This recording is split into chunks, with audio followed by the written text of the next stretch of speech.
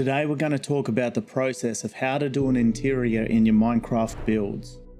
When it comes to interiors, there are 1,000 right ways to go about it. We're just going to run through the process that works for me and see it as a potentially helpful tool for you going forward with your builds. One of the most important details about an interior is actually what's outside your building.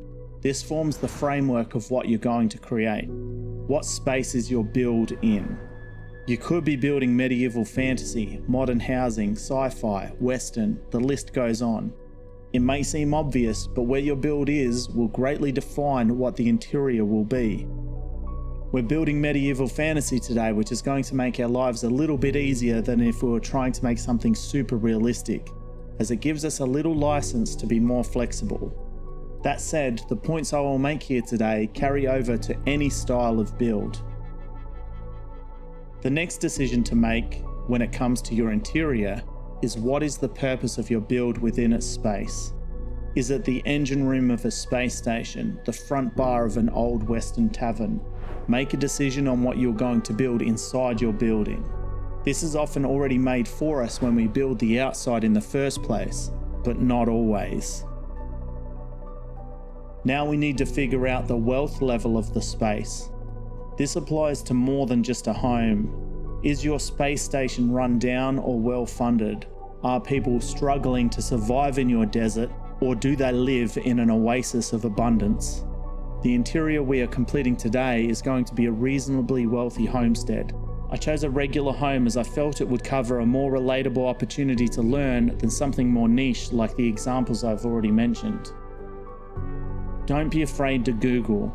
When looking for inspiration, look up real-world or entertainment avenues for examples on how your space would be used.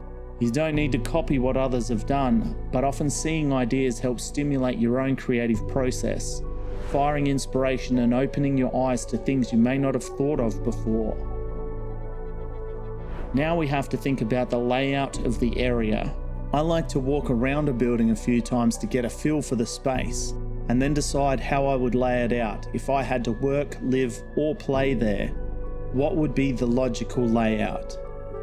You would not walk straight in a front door and encounter someone's bedroom or bathroom. The dangerous parts of an industrial complex machine would not be within easy reach of the walkways or people visiting the location. Logic is your friend here. It will guide you on where things should actually go. Now, regardless of the tools you have available, these questions still apply. Today we'll be using Victory Mod and Conquest Reforged for the interiors, but whether you're using modded or vanilla, asking yourself the previous list of questions will undoubtedly help your interior fit with the rest of your build. Some extra little tips for making your interiors is to look for small opportunities to add some extra detail and tell a story. Give yourself some artistic license if forfeiting some realism means being able to tell a better tale. Look at your build once finished and find gaps or spaces that you can use to take this opportunity and add story elements. By this I mean try and capture something that is happening in the moment and not just overall for the build.